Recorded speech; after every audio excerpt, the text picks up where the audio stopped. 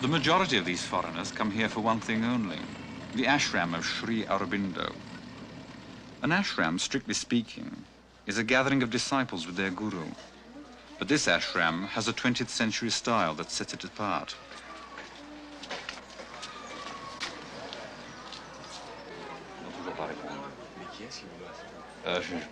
I came every morning to participate in a popular ashram activity, gossiping outside the ashram post office and wondering how one became a seeker out of the divine harmony.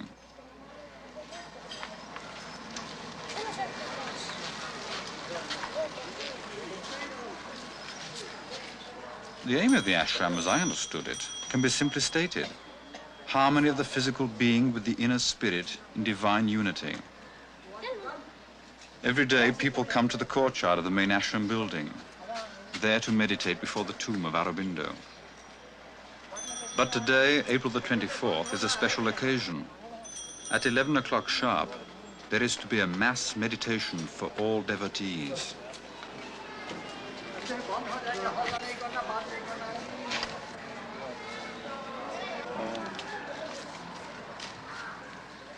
Aurobindo was a Bengali. Born in 1872, he was educated in England. When he went back to India as a young man, he joined the nationalist movement and soon found himself in trouble with the British.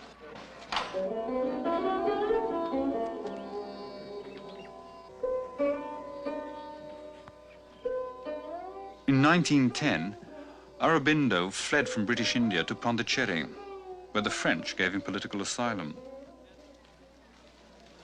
The ashram bears witness to his attempts to bring about a synthesis between the East and the West. There are now thousands of followers, though Aurobindo once said, "I do not want hundreds of thousands of disciples. It will be enough if I can get 100 complete men, empty of petty egoism, who will be the instruments of God."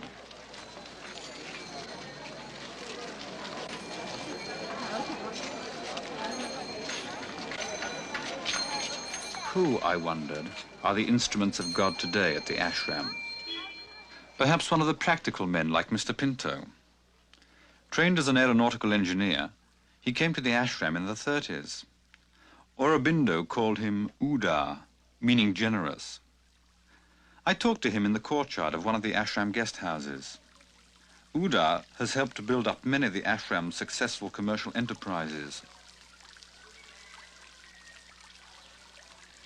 These shops, factories and restaurants may surprise the visitor to the ashram, who may have been expecting the Eastern tradition of poverty and austerity. Tell me, Udar, would you say that this particular ashram is an exceptionally westernized institution? It's not westernized, but it's the first time that an attempt has been made to synthesize the progress of the West, the material progress of the West, with the spiritual aspiration of India. And Sri Aurobindo has tried to synthesize the two because both are necessary for the growth of the individual. Surprisingly enough, it has also attracted a number of technical people like engineers and doctors, because the yoga of Sri Aurobindo is something which really appeals to the scientific mind. And here I find something very concrete and something that that really a spiritual life can be put in a form that is practical and that can show some practical approach, not just sitting around and meditating the whole day, but you can do some active, constructive work and at the same time progress. The feeling for this progressive spirit is shared by Mr. Malik, one-time executive with Unilever. What had really attracted me to this place was that Sri Aurobindo attached more importance to changing and transforming life rather than abandoning it. To me, what had always taken me away from the old yoga was their pleading for running away from life. Now here, Sri Aurobindo offered the answer to that. And he said, no, you don't withdraw, you don't run away, you live here, face the problems, and bring that supramental force down into yourself to change your physical nature. When Aurobindo died in 1950, his place was taken by a French lady known as the Mother, who is regarded by many as being the incarnation of the divine. Her appearances 4 times a year draw large crowds, and today's special occasion is the 50th anniversary of her arrival in Pondicherry. Now 93 years old, she still dominates the ashram with her powerful personality.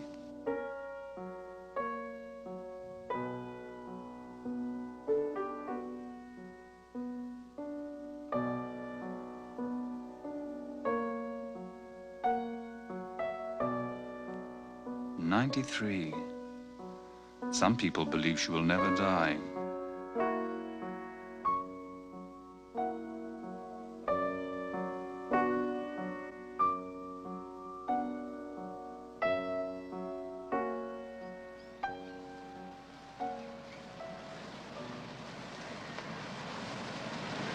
And she's really divine. I have no doubt. I didn't believe it. First time she was a funny old lady for me, but she's really divine. And if you see her, you can't avoid feeling it. And I mean, the divine is beautiful. And I think without her understanding and forbearance, very few of us would be able to go on for long. And she constantly bucks us up also, because this yoga is a very difficult job. It is like swimming upstream. And without her help, it would be almost impossible. I think that everything that we have to do here is for the sake of the divine and for the sake of the mother. She was born in Paris in 1878. When she arrived in Pondicherry in 1920, she was already a follower of Aurobindo. As a little girl, spiritual and psychic experiences had revealed to her the existence of God.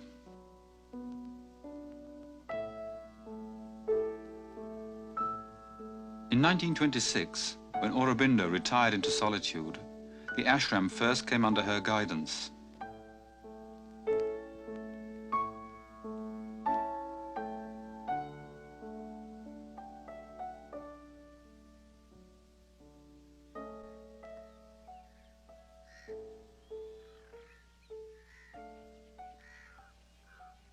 Nowhere is the mother more revered than at Auroville.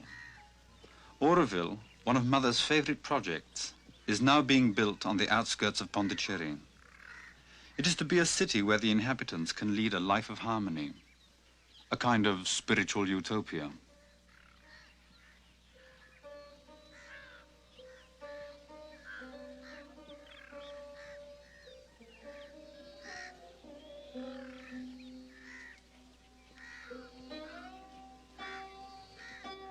But I wondered, is it because utopia is a Western concept that there are so few Indians at Auroville?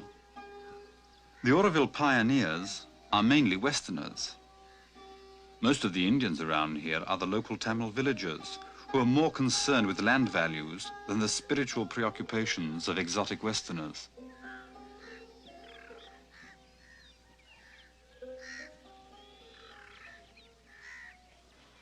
Naturally, the people who are applying to stay in Auroville or to work for Auroville are of different temperaments and represent a large variety of consciousness. Some see clearly in Auroville an opportunity to perfect their special vocation. Some are applying because they see in Auroville an opportunity to work for human unity, working out a new way of life. Some are applying because Auroville answers to their spirit of adventure, spirit of finding something new, a field of expressing something new. Moreover, Auroville is the next step after the ashram for trying to put into practice the teachings of Sri Aurobindo. That's quite a link in the spirit. I came in contact with this spirit in a bookshop. I saw a picture of Sri Aurobindo, and this was enough. Then we decided to come in contact with this spirit. And this contact was very good. And then we left Germany, and now we are here. I'm working in a small hospital we have for the villagers. And we dispense free medicine and distribute milk to the children and wheat. After they come here, their vision becomes more clear, more integrated, and they know what exactly has to be done and how it has to be done. We are working on an art project. We want to work for the formula of a world culture. We are going to expand this first community by building much more huts so that this can grow up to 100, 200 persons very fast. And we are going to build a number of workshops, of handicraft center to work in connection with the Tamil village, which is just behind this setup. Sri Aurobindo said that work was the best prayer that the body could offer. Yes. When one does work in a country where one has to depend upon money as a living and has to sort of fight to keep oneself going, one tends to work merely as a means of surviving, and so therefore it becomes not a pleasure but an obligation.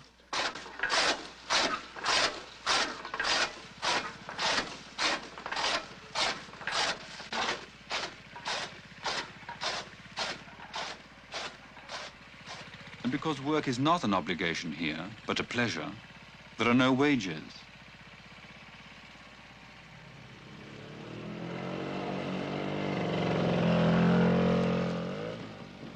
All are welcome to come and put their hand to the plough, provided they bring enough money with them to keep themselves for a year, after which period the ashram will ensure a subsistence level.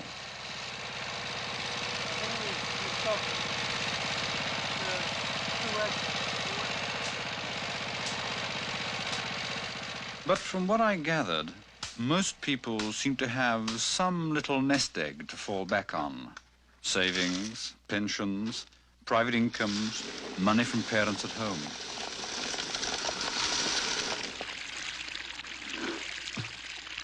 Gerard from Switzerland has been here for 18 years. He manages the orchard which supplies the ashram and Auroville kitchens and sells the surplus. They have made the place productive despite the shortage of water. No, there is plenty of water here, but there is no money to develop the water resources. There is an average annual rainfall here of 49 inches, most of which flows into the sea unused.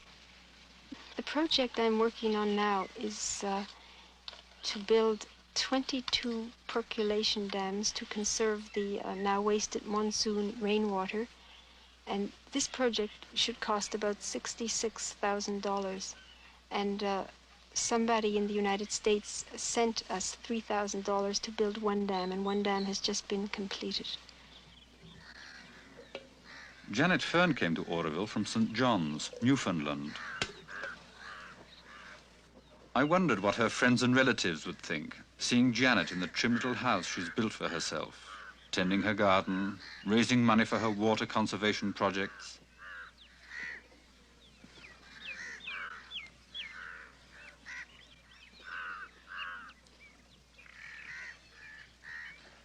She's the first Canadian woman to settle in Auroville.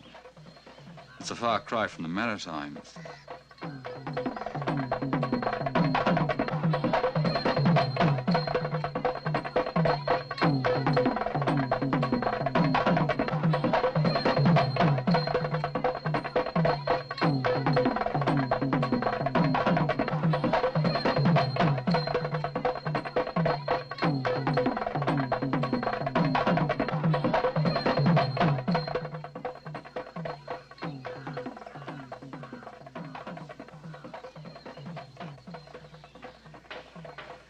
Well, Auroville may have been home to Janet, but it wasn't to Jacques and Maria Bouma. I found them ready to quit after about 4 months there. When they'd heard about Auroville in Holland, it had seemed then the realization of all their ideals. They sold everything and sailed to India in rapid disillusion. When we awoke the first morning at 5 o'clock and we found ourselves in the midst of this village with its noises, children crying, women shouting and so on, which we had not expected at all. And then all of a sudden it struck you, this is going to be your life for the next of your time. which was rather hard. That was the first thing. And then all these small things, they amounted to really a mountain of deception, so to say. So I won't disencourage anybody to come and try, but they should be prepared for some hard moments, especially in the beginning. They returned to cool, clean, predictable, quiet Holland.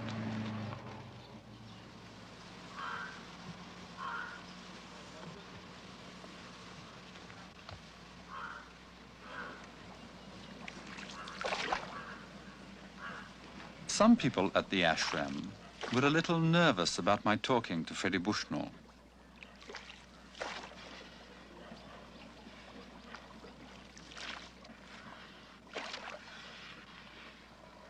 He is a devotee, but I wondered if he could be considered typical of the ashram, with his well-to-do, proper Bostonian background and his lush little island presented to him by the mother. On this island, developed and beautified by his own hand, Freddie displays his enthusiasm for ancient Greece. As you can see, this is Athena, but this is not a return of paganism.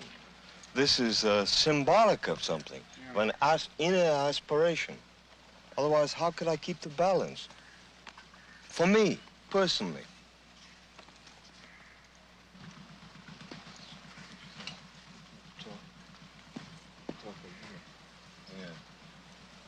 There we are. There are lights here. It's like a Greek icon. It's symbolic as a stepping stone to the near future. Mind you, this is symbolic. This is not a cult or a religion or trying to bring back pagan gods, but it's for beauty. You know, 3 years ago, during the terrible flood, gentlemen, there was no land here whatsoever. This was all, the land was taken away from my island and was thrown over like this. The whole island was undulated. That's a damn good shot, really. That's a damn good shot. Eventually, I'm going to build a tower here. My French-Canadian friends told me, they said, you can't build on this structure. I will either have to build it here or build it up like a fire tower. I want to go way up, 60 feet. Well, you know, as a result of the fact that of not only the study and practice of yoga, but of an intense examination of Jung, I mean, I have been fascinated by his development of the two attitudes, the introverted attitude towards life and the extroverted attitude. For example, I'm an extrovert, and I have had tremendous difficulties in India because the yogi has been identified with introversion. And after years of trying to force myself to being an introvert, I realized that there could be a realization in the extroverted sense, organizationally, administratively, scientifically. Austin Delaney from Vancouver, once a paratroop officer, union organizer, advertising man, character in a novel. And in my encounter with McLuhan's work, I came to realize that he was, even if he doesn't know it himself, in the extroverted sense, in seeing what the media are, in seeing their application in terms of a transformation of man's consciousness, of an extension of his consciousness, in terms of the whole of the machineries of joy, if you like, as he might well call them, as Bradbury calls them, that we do have man there who has realized the truth of the universe as it marches towards him. Whereas the traditional Indian yogi sees the truth of the microcosm as it rises within him. Now, when we have an extroverted yogi and an introverted yogi combined in one person, then we have the integral man. Then we have the new man. But the conditions for a collective transformation at the level of depth, a soul transformation, exist where the whole new, as it were, central nervous system of the mass media are being developed. So that there is an instantaneous communication, as it were, of information, an accumulation of the requirements for a new collective consciousness. And in the smaller countries, perhaps Switzerland and Canada, I feel that we may see the development of an entirely new way of living. I speak now not necessarily politically, but in the way we view life and look at life, the way we, if you like, love each other and learn to love ourselves. I actually returned to Canada in '67 for Expo and to see my family after a 20 years absence. And I moved throughout the whole country from Montreal right through to Vancouver in a constant state of exhilaration and inspiration. For I intuited, against the evidence indeed of most of my liberal and socialist and critical friends, who themselves were in despair about the North American way of life, I intuited a movement deep in the psyche, if you like, of Canada, in the collective consciousness of the northern part of North America, indeed, which promises that will be the center, the nest and the matrix of the spiritual revolution which is here been announced by Sri Aurobindo and the great yogis. It is this that I saw from Expo right through, and particularly, I might say, in Expo, which seemed to me, in terms of this yoga, to be a descent of the divine right into Montreal. I was enchanted by it. I loved it. It was a spiritual experience after 20 years being away.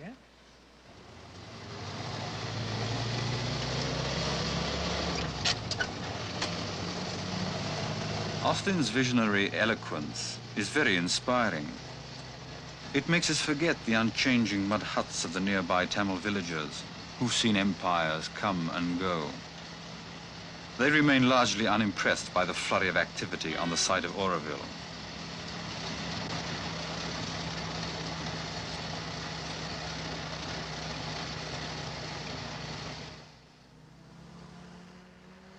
But beyond the modest beginning lies a grander design.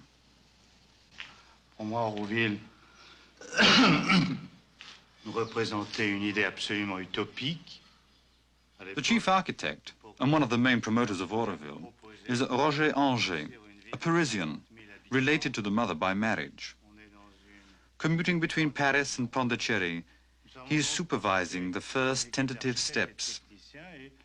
A city of 50,000 inhabitants of all races, Auroville will be the ultimate expression of urban technology. Doomed to fail, I thought, like all utopian experiments. But no, I was told, the aspirations of Auroville are not utopian. They are not social, political, or materialistic. They are spiritual. Each citizen will be motivated by the teachings of Sri Aurobindo and the Mother. Cette partie ici, la zone de l'Union. It's amazing what happens when that sun goes down. You know, I'm sorry you didn't catch a real sunset, though. No, the sun is under the cloud, and it's going to come down. Mother has said, name this place as peace. This whole And area. to absorb the peace, Mother has said, if you could be silent, you can feel the peace solidly descending on you. This very spot. The American ambassador to UNESCO. Before all these things, when I used to come here, I think I've told you about it, that two spirits used to appear every night at 12 o'clock, riding on the horse and carrying on the battle. The clash of the sword at night. That's what I mean. It would appear to you? Yes. So I informed the mother. After the mother was informed, the battle has ceased. There is a steady trickle of VIPs as efforts are made to interest world organizations in the Auroville project. Just beginning. Now it's just pioneer stage.